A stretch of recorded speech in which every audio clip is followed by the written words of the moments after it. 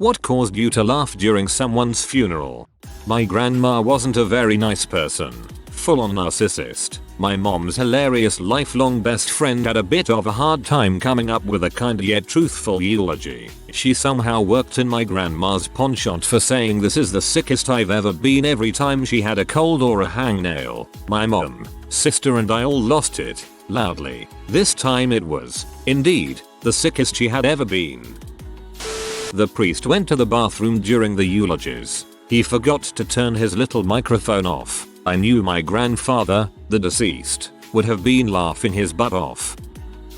At my sister's funeral, my stepfather commented that if she could see herself now, she'd just die. Then at my granny's funeral, there was a misprint on the flyer thing that said she died a year before she actually did. My dad commented that she looked great for having been in an open coffin for so long. Probably not that funny really, but both times we laughed our asses off. A little gallows humor can help release some tension.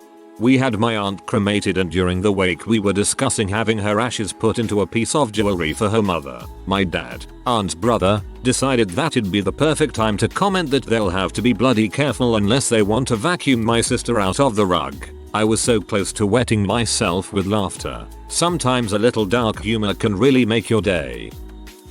About 10 years ago, I was at my wife's grandmother's funeral. Small rural farming town. The funeral was in the quintessential small town funeral home and presided over by the preacher in a tiny Baptist church. Mullets abounded. Anyhow, during the sermon that we were all sitting through, this preacher was gearing up toward an altar call. In building momentum, he was describing her life, and when he got to the point of her death, he described it thusly, when her pulse pulsed its last pulse. I have no memory of what was said directly before or after, but I looked at my wife, she looked at me, and we glanced around at the rest of her family, who were all trying to keep the laughing at bay. For the rest of this service we did all we could not to laugh, and only had moderate success. We got strange looks from the locals wondering who these rubes were laughing at a funeral of all places. My wife and I still bring it up from time to time. I never thought I'd hear the word pulse used for so many different parts of speech in a single sentence.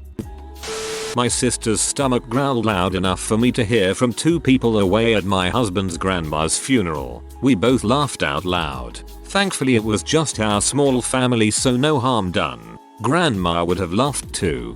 OMG, that happened to me at a solemn Christmas concert at the pause just after the crescendo. Everyone in the goddamn row looked at me and I busted out laughing, sorry Jesus. An older man came into the funeral late with his wife. It was obvious he couldn't hear well. He started yelling to his wife about stuff during quiet prayers and silent moments, thinking he was whispering. I don't even remember what he was saying. Just the fact that he was so loud was hilarious. It was my grandfather's funeral. My cousin and I could not stop laughing, which made us laugh harder. It was a funny service for a guy known for making people laugh. When the guy learned he was terminal, brain cancer, he had written letters for his brothers, best friend, and wife to read at the service. I don't remember it word for word, but first line of the best friend's letter was something like, if you are reading this letter, then I am dead. Bummer, I bet. Wife's name. Did it. One of his brothers was in seminary school to be a preacher and hidden a few paragraphs into his note was hairy penis. Ha, you have to say that because it's in a dead guy's note. It's the law. Look it up. There were lots of stories, jokes, and celebration of the dude's life. And, at his request, there was an open bar. The service, obviously, was not religious in nature. 2 people got into a fight in the parking lot after the service. His executor then told everyone that his wishes were that the first 2 people to fight at the service were to receive medals he had custom made. The medals were inscribed with something like I was in battle at, guy's name, S funeral 2009. I wish I had the kind of friend group where I could count on 2 people getting into a fight at my funeral. I came so close to laughing at my wife's father's funeral. It was a Jewish funeral and the rabbi was going to blow the shofar, that ram's horn thing, and he talked about what it was going to symbolize and all, but he pronounced shofar exactly like shofar, so I was just picturing him talking about how he was going to blow a shofar and it was going to be so beautiful and meaningful, so that had me on the edge. But then when he actually blew the thing he was really bad at it, and it was the most comical noodly squeaky farty sound that I came really perilously close to cracking up. If I had, I might not be married today. Back in 2007 my friends and I were going through that pop punk against the establishment kind of scene phase. Well, when my best friend took his life in late 2009, his parents decided to play a montage music video of his life. Well, the band they decided to use was a Nickelback CD they found in his room. I couldn't hold it back. I started to laugh uncontrollably. Once I stopped laughing, I couldn't tell whether his family didn't really know who their son was or was my friend a secret Nickelback fan. This wasn't at the funeral but at the luncheon afterward. The daughter of the deceased came to our table and asked how everyone was doing. My schoolmate said, "Oh, alive and well." I spit the coffee out of my mouth. Everyone else was silent as I dying from laughter. The kid's face was beet red from embarrassment. In a desperate attempt to salvage the situation, obligatory note, I'm totally speaking for myself though. It was my grandfather's wake, not funeral, but I think it still counts. My grandma had Alzheimer's that was getting worse and worse. Everyone was going through the line saying their goodbyes to my grandfather in his casket. Don't know who it was, but after one couple had said their goodbyes, they stopped to say hello to my grandma. They asked her how she was doing and she replied, "I'm doing great, but you should see Tom. He's not doing so hot," and gestured with her thumb towards his casket. She was so sweet and literally had no idea he had passed away. I know it sounds sad, but unknowing humor lightened all of our moods and we died laughing. That poor couple. Fan, I answered.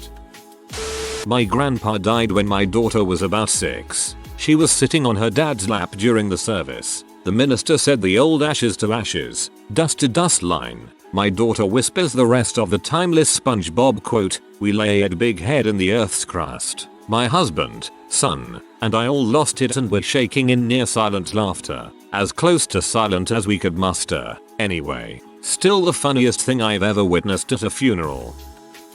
At my close friend's funeral, his parents asked everyone to submit pictures for a slideshow that would play throughout the evening. Someone handed in a screenshot from his Snapchat of him shirtless, covered in brown sauce, with the caption "Sweet and Spicy Boy." I laughed and then I sobbed, LOL. I miss him very much. I have laughed louder than I supposed to. Sweet and Spicy Boy. A friend of mine from elementary school died a few years ago and I happened to be in town during his funeral. He was an aspiring stand-up comedian and very popular in the Chicago comedy circuit, so they had 4 or 5 of his best comedian friends deliver the eulogies, and they all told hilarious stories about him. I thought I was going to be so sad at one of my best friends from elementary school dying, but I ended up smiling throughout nearly the whole service. We were only 16 and it was a classmate. Very tragic. When I went up to the casket, I noticed her parents chose to bury her with all of her favorite things, including her phone and an I Love Boobies bracelet on her wrist. I leveled to where I was kneeling. It made me chuckle, and with all of the emotions I ended up being unable to stop laughing for the remainder of the service. The priest farted. It was my great-grandmother's funeral, and the last thing she ever told me was that she was happy she had her own room in the care facility so I could fart as much as I want. And man, I let out some real corkers. I was with my dad then, and next to him at the funeral. I don't believe in God, but when that priest let the good tunes fly, it's the closest I've come. Let the good tunes fly. I am using that. After my Mill's funeral, we were waiting behind the hearse for quite some time wondering what the delay was. After a while, the hearse driver came back to the family's car and let us know that the hearse had a dead battery and would need to be jumped. Rural Georgia. While we waited, I said, if anyone would be late to her own funeral, it would be Pam. Everyone had a good laugh at that. At my mother's funeral, my daughter was about 6 years old. The pastor asked the rhetorical question about, do we know where we go when we die? My offspring replied, yes, I do, at the top of her voice. My niece, about 9 at the time, leans in and whispers to my daughter. My daughter then replies, oh yay, my inside voice. Sorry, just as loudly. Everyone, including the pastor, laughed out loud. My mother would have too. That's adorable. My son once pointed at one of the Stations of the Cross. Number 3. During midnight mass and loudly exclaimed that Jesus, he died. The love of my life committed suicide almost 3 years ago. N was young, handsome, accomplished, hilarious, and so loved, and his visitation was packed with literally hundreds of people coming to say goodbye. Before the eulogy began, we all crowded into a too small room and his twin brother asked for a moment of quiet before he played a song N had loved. I don't know how, I don't know why, but from somewhere, at that exact moment of silence, some mix-a-lots like big butts came blaring through the room. The wave of laughter that rolled through us was exactly what we needed, and we laughed until we sobbed. N had the best sense of humor and always found the absurd hilarious. If he could have planned his own funeral, he without a doubt would have planned something like this. He was also never shy about appreciating a nice butt, and since I'm kind of known for mine, I've got to admit that song playing at that exact moment still feels in the weirdest way like a small wave goodbye from him. We never figured out where that song came from. It didn't come through the speakers of the funeral home, and no one has ever admitted to playing it as a joke, but I'm so grateful to the universe for giving so many of us a small, happy memory in the midst of so much sadness. This is my favorite one here. Thanks for posting it. My husband's cousin died young. He was known as a great practical joker. During the eulogy, my brother-in-law's phone went off with a clucking chicken ringtone. Caller ID unknown. Phone on silent. Never had set that ringtone. One final laugh. Cousin Danny. At my uncle's funeral, my son, who was 4 at the time, said good thing Uncle Matt isn't still fat when the pallbearers gathered around the caskets to carry him out. Uncle Matt was pretty overweight most of his life but started losing weight when my kids were little. They had never seen him fat and were surprised to see all of the old photos of him where he was overweight. So I guess that's where it came from. His widow was really nice about it. She laughed and said, I guess that is a good thing, isn't it? This one is kinda funny and kinda sad. Kathy, a friend of both me and my wife, got married after a 10-year engagement. She died 3 weeks later in a car wreck. We had the wedding and the funeral in the same month in the same church. Anyway, during the wake, my wife is sitting in a chair and I am rubbing her shoulders. People are coming up and apologizing to my wife, who many knew as her best friend. But one woman starts coming up to me and apologizing profusely. I say thank you, but then she starts to go on about how it was such a shame my bride died so young. I froze. She had mistaken me for the husband. As she is apologizing, her eyes kept shifting between my eyes and my hands on another woman's shoulders. She had a kinda sorta disgusted look on her face. She must have thought I was being horribly disrespectful. I should have corrected her, but I just kept thanking her for the condolences. My wife had tensed, silent, also realizing what happened. When the woman stepped away, I had to step outside and I just burst out laughing, crying at the absurdity of the situation. At least no one saw that. My friend's dad died of liver failure after years of alcoholism. He was Scottish and used to sing Ye Canny Push Your Granny off the bus all the time, so it was played at his funeral. Unfortunately, he used to only sing the first verse, so they were unaware that the second verse goes Ye Can Push Your Drunken Uncle off the bus. That song's great, but nobody ever sings past the first verse. There's a lot of people you can push off the bus in that song, including your other granny. Bit unfair on her, but that song's a fun memory from my childhood.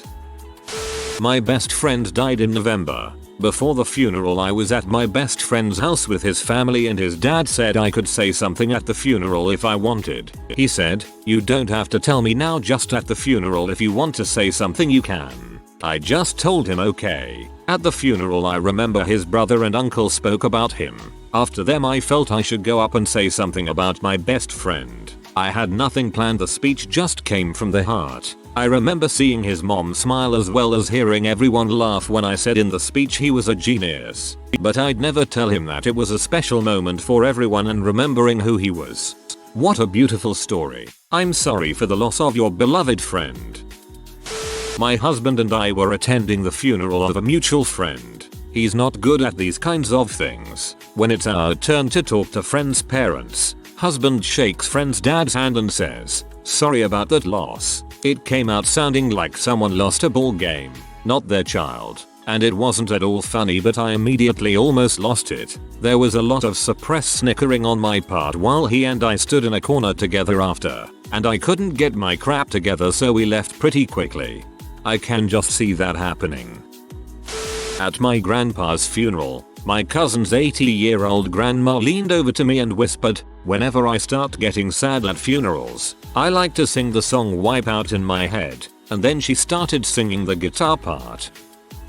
I was raised Orthodox, and back in my home country, funerals are the best opportunity for babushkas to show off how religious they are and how they know all the traditions. That being said, at my dad's funeral there was one neighbor babushka who was trying to prove how pious she was by singing the Bible verses extremely out of tune and louder than the priest. She legit sounded like a chihuahua. Both my mom, the widow, and I were in tears because of her, and, while I usually managed to keep an okay poker face, my mom just lost it. I had to sort of hug her and pretend to cover her crying to make people think she was sad, in order for us to not look like total psychos. Another story was at a great uncle's funeral when I was 14 and my little cousin, 12 or so at the time, started laughing hysterically because the dead uncle had cotton wadding in his nose. At that same funeral, my phone started ringing with My Chemical Romance in the Vigil Chapel, and I think most people in the room understood what "Mama, we all go to heck" meant.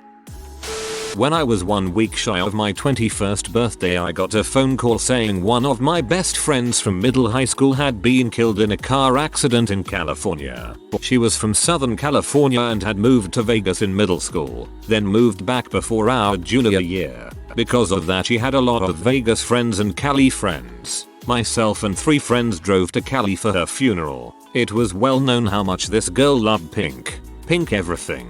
She would always tell us that we had to wear pink to her funeral. Everyone did. Pink and black. Even the pastor wore a pink tie. So that was our first chuckle. Afterward, all the kids went to a bar on the beach to remember her. I was the only one not 21 yet, so I had to sneak in the back. Second laugh. Then we went to her beach for a bonfire. She loved the beach. If you didn't know where to find her, you could find her at this beach. We all brought markers and wrote little messages for her on a huge rock by the ocean.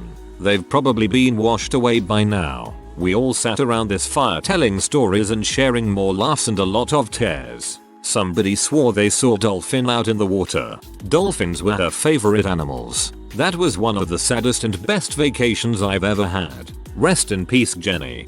That's an absolutely beautiful way to celebrate your friend's life. When I was about 5, my maternal great-grandmother died. Shortly before the funeral, my mother asked me if I wanted to be a pallbearer. I didn't know what on earth a pallbearer was, so I just said yes. But a few minutes later, right in the middle of the eulogy, I loudly asked my mother, "What's a polar bear?" I considered it a valid question and didn't understand why nearly everyone in the room started laughing. But when I look back, I laugh along with them. Bless her heart, but my aunt sang for both my grandparents' funerals and it was horrible. And the subtle crap I'm trying not to laugh side glances my sisters and I would give each other made it impossible to not laugh, so we had to pretend we were crying. Subtle crap I'm trying not to laugh side glances my sisters and I would give each other. I think this is probably the biggest thing only children miss out on. The amount of times my brother and I have given each other a side eye in church so we could laugh about it outside is too high to count. As is tradition in my country, a snack, mini pizza bread filled with lamb meat, tomato and onions, and then folded in half, is handed out at funerals. My uncle, who I didn't know very well, passed away. I was on food duty. An old lady was leaving. She asked if she could take 2 of these snacks. I told her she was only allowed to take 3. She totally believed me and with a serious face took 3. I almost chuckled. My best friend died the Saturday before last. We just had his funeral Friday. We all cracked up so many times telling stories about him. It was so great to remember him and be able to smile. I think he would have loved it. Catholic ceremony. The priest holds up the small plate-sized Eucharist and proclaims the body of Christ, then he breaks it in half. This is cut in 8ths like a pizza, but he doesn't continue breaking it up. He takes half of it flat on his hand, holds his hand in front of his mouth, and uses his other hand to push it in and chokes. I lost it. What? During my uncle's funeral, the priest came by each of us at the front to shake our hands. He came to me, shook my hand, and said, "Sorry for your loss, young man. I'm a girl, had short hair at the time, and I was wearing a black suit for women, but it was similar enough to my brother's that it must have caused the confusion." I could barely hold it together and full on laughed when my brother elbowed me in the ribs and laughed too. Felt bad for our ma'am, who probably thought we weren't taking the day seriously, but it was too funny. During a moment where each of us approached the coffin to pay our last respects, the priest put his Bible down on top of a button that closed a curtain that trapped several people in. I kept thinking of that Simpsons bit where Mr. Burns needs a new curtain hole for his sinister entrance. I'm Buddhist and we sometimes set up a sacred fire. Our priest forgot to turn off the smoke alarm. Funniest ceremony ever. The jokes people told and the memories we relived of our friend. There was much laughing. If any thinks laughing at a funeral is bad, I would hate to have been a part of that person's life or family or circle of friends. Dad's side. Before my great uncle died, he and grandma talked about his funeral etc. He was very ill, and he said to put his ashes in that, pointing to your shoebox, then dump him in the park. So we did, but being the ashats we are, his kids, my parents and us all have a dark sense of humor. On this windy day we joked about how we hoped there wasn't a birthday party downwind. We passed one going to the chosen spot if I recall correctly, and if there was, does it count as being born again if the kids ate accidentally ashka-vended cake and so on? Even to the point of, "Oh no little Jimmy, don't eat their powdered uncle" jokes. Grandma actually laughed and we would have found it hilarious, but both my parents' families never take anything seriously. When my grandpa was ill, all he wanted were Taco Bell Crunch Wraps. Husband and I would smuggle them to him when we were back home visiting. When he died, I made my dad take me to Taco Bell before the funeral and we got him a Crunch Wrap. It was buried with his ashes. There was no way to fit it in the ammo can that his ashes were in.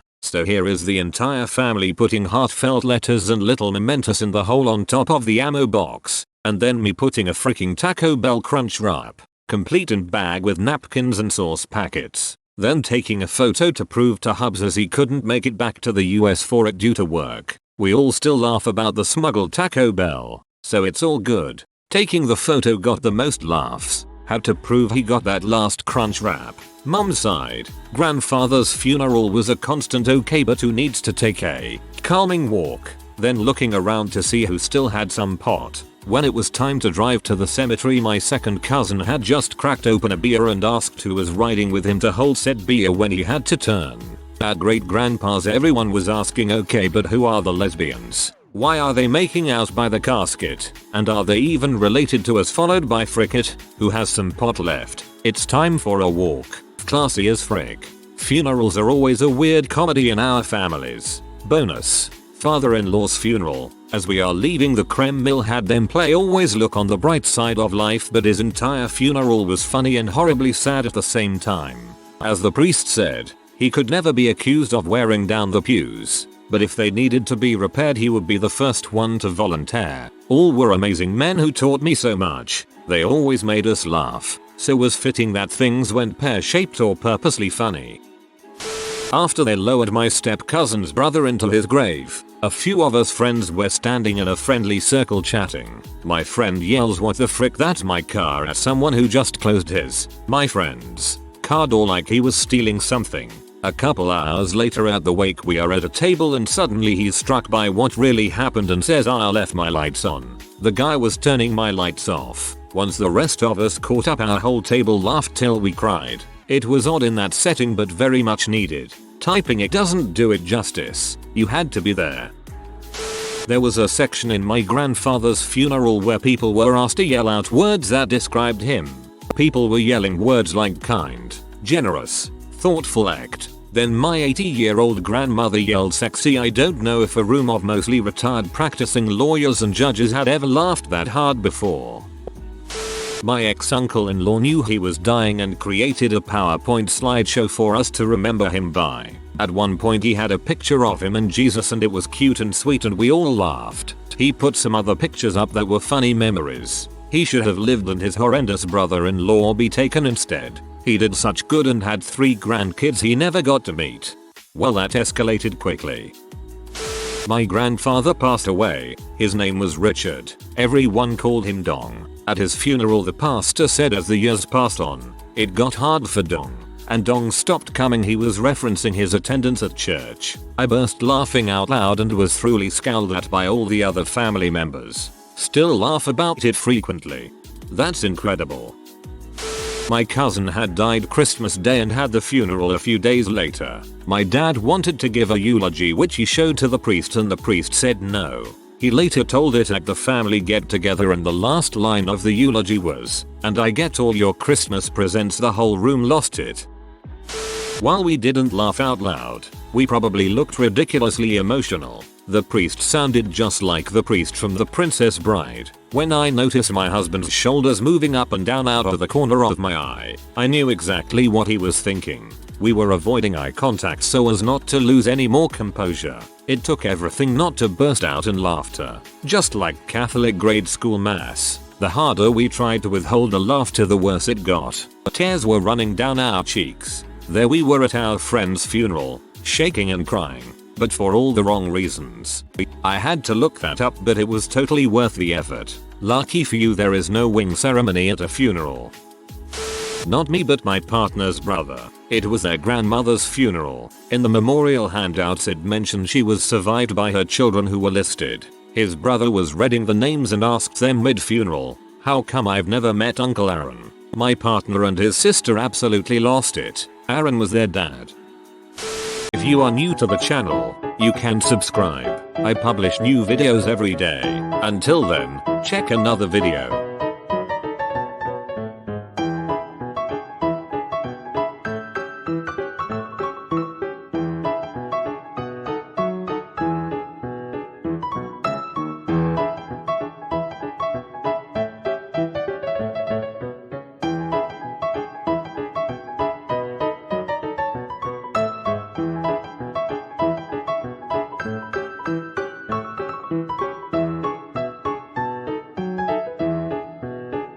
Bye for now.